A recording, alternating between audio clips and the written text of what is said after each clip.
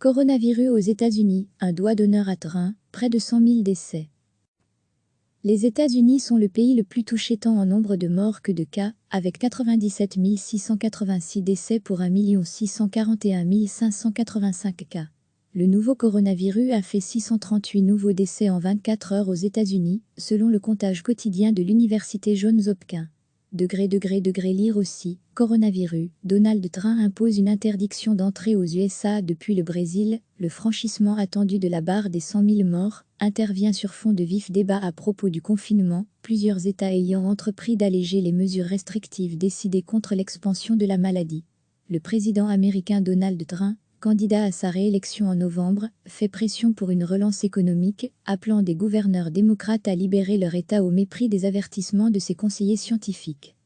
Trump a aussi appelé tous les lieux de culte à rouvrir ce week-end, alors même que les rassemblements de plus de 10 personnes restent interdits dans de nombreux États. Transition to greatness, transition vers la grandeur, a tweeté Donald Trump samedi soir, reprenant le slogan qu'il utilise pour plaider la réouverture de l'économie. Beaucoup de commentateurs ont néanmoins relevé la dissonance entre ce tweet et l'énormité du bilan humain.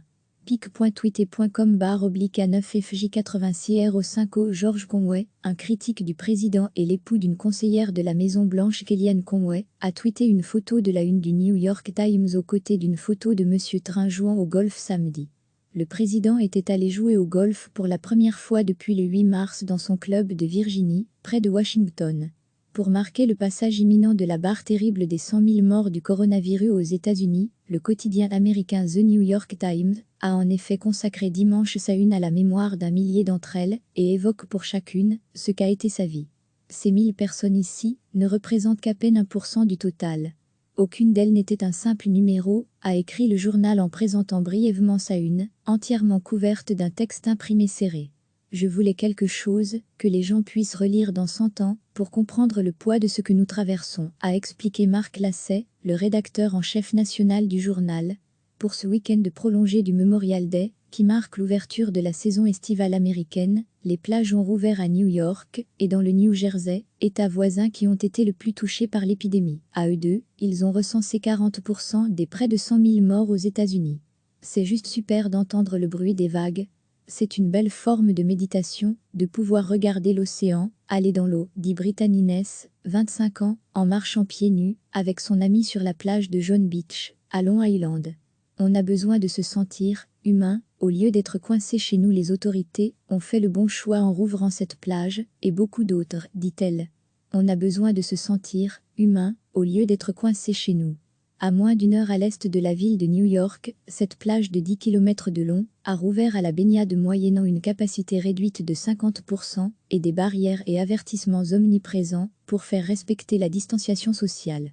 Lire aussi, le confinement s'éternise à New York, l'avenir de la ville en question. Lire aussi, coronavirus aux USA, fébrile mais prudent, New York entame son déconfinement. Même joie de sortir au grand air à Coney Island, célèbre plage de Brooklyn, accessible en métro. Le maire Bill de Blasio y maintient l'interdiction de baignade pour l'instant, et le parc d'attractions de Luna Park reste fermé, mais les gens étaient ravis de déambuler sur la grande promenade bordant la plage. Je suis très inquiète quand les gens sortent et ne maintiennent pas les distances. À l'heure d'un déconfinement controversé, les plages font partie des lieux à haut risque, comme ont montré récemment les images de foules sur des plages de Californie ou de Floride. Je suis très inquiète quand les gens sortent et ne maintiennent pas les distances, a encore déclaré dimanche le docteur Deborah Birx, coordinatrice de la cellule de crise de la Maison-Blanche. Nous savons que le soleil aide à tuer le virus, mais cela n'empêche pas que les gens doivent être responsables. Signe de la tension qui règne aux États-Unis autour du Covid-19, les actions en justice se multiplient. Plus de 1300 plaintes ont déjà été déposées dans les tribunaux du pays, selon le cabinet d'avocats Hinton André Kurt, qui les recense chaque jour. La pandémie a divisé l'Amérique et généré de vastes enjeux politiques, souligne à l'AF le professeur en droit de la santé Laurence Gostin. Il y a des conflits entre la santé publique et les libertés de travailler, de manifester, de s'acheter une arme, et comme nous sommes une société très procédurière, poursuit-il, ces conflits aboutissent naturellement devant les juges.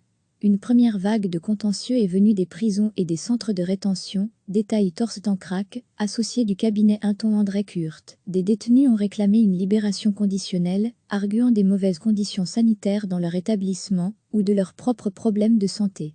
Dans le même registre, plusieurs salariés ont porté plainte contre leur employeur pour le contraindre à mieux les protéger. Un syndicat d'infirmiers new-yorkais a ainsi saisi la justice pour obtenir des masques, des gants et autres équipements de protection. Comme ce n'était pas le cas jusqu'ici, la seconde grande catégorie de contentieux est de nature financière. Des clients qui n'ont pas pu assister à un spectacle ont lancé une action collective pour obtenir un remboursement auprès du site de réservation en ligne Ticketmaster. D'autres se battent pour récupérer des frais d'hôtel, d'avion, d'abonnement à une salle de gym. Depuis début mai, les requêtes d'étudiants qui veulent se faire rembourser leurs énormes frais de scolarité se multiplient. Et des commerçants, obligés de rester porte close, ont saisi la justice pour contester les mesures de confinement imposées par les autorités. Les politiques se sont emparés de ce débat épineux. Plusieurs élus républicains, emboîtant le pas à un Donald Trump soucieux de faire rapidement redémarrer le pays, ont contesté les ordres de confinement pris par les gouverneurs démocrates de leur État. Et pour l'instant, la réponse des tribunaux est cacophonique. La Cour suprême du Wisconsin a ainsi jugé illégale la prolongation de l'arrêté de confinement des autorités de l'État, mais des juges ont validé une mesure similaire prise par la gouverneure du Michigan. Lire aussi, coronavirus, la Chine et les USA à couteau tiré, au bord d'une nouvelle guerre froide. Les États-Unis sont le pays le plus touché tant en nombre de morts que de cas, avec 97 686 décès pour 1 641 585 cas. Le nouveau coronavirus a fait 638 nouveaux décès en 24 heures aux États-Unis, selon le comptage quotidien de l'université Johns Hopkins. Lire aussi, coronavirus, Donald Trump impose une interdiction d'entrée aux USA depuis le Brésil. Le franchissement attendu de la barre des 100 000 morts intervient sur fond de vifs débats à propos du confinement, plusieurs États ayant entrepris d'alléger les mesures restrictives décidées contre l'expansion de la maladie.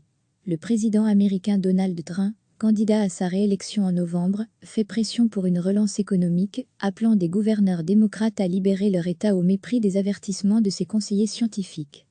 Trump a aussi appelé tous les lieux de culte à rouvrir ce week-end, alors même que les rassemblements de plus de 10 personnes restent interdits dans de nombreux États.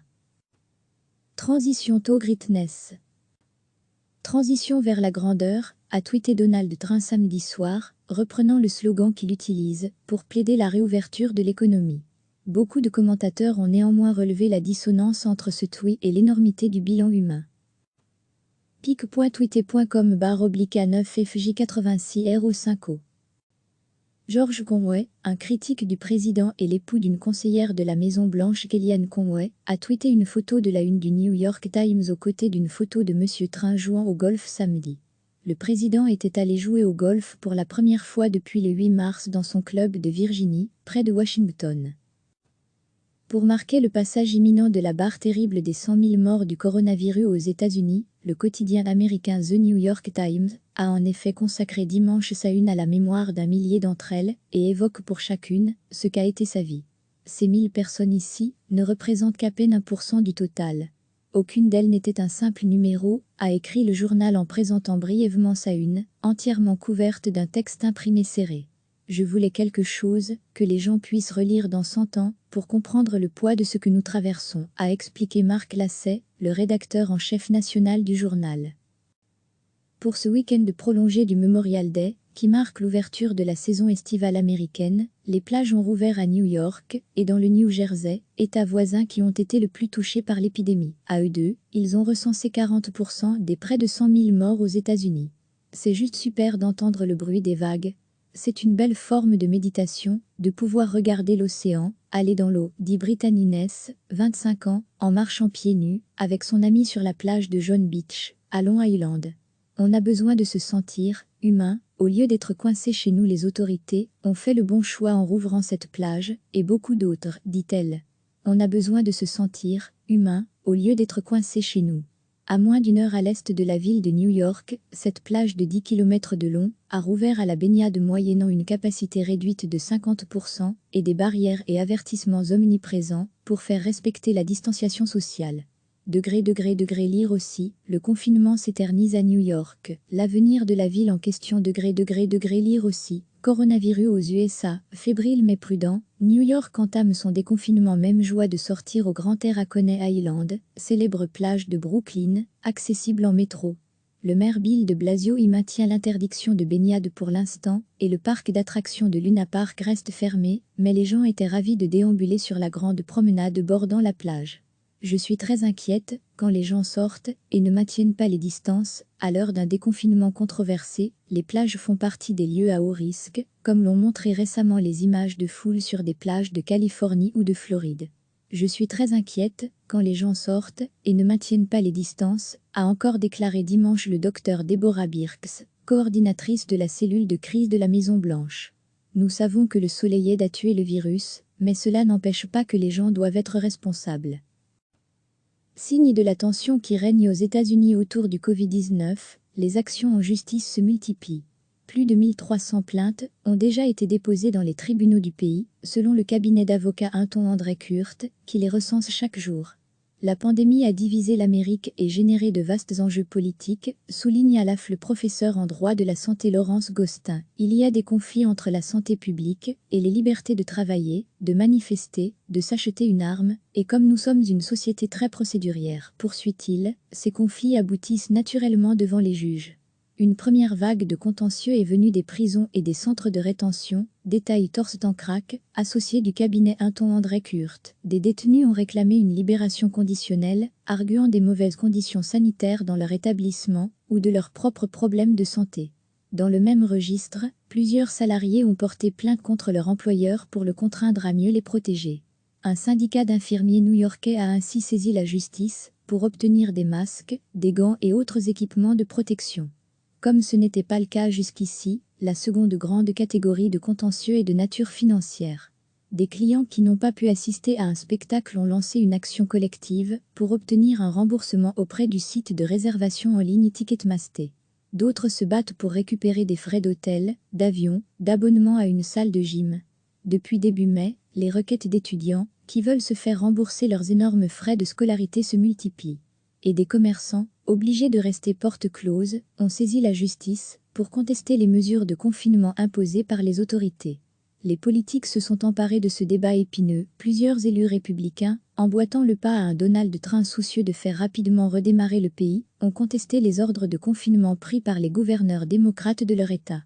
Et pour l'instant, la réponse des tribunaux est cacophonique. La Cour suprême du Wisconsin a ainsi jugé illégale la prolongation de l'arrêté de confinement des autorités de l'État, mais des juges ont validé une mesure similaire prise par la gouverneure du Michigan. Lire aussi, coronavirus, la Chine et les USA à couteau tiré, au bord d'une nouvelle guerre froide. Cliquez sur s'abonner pour recevoir les dernières nouvelles.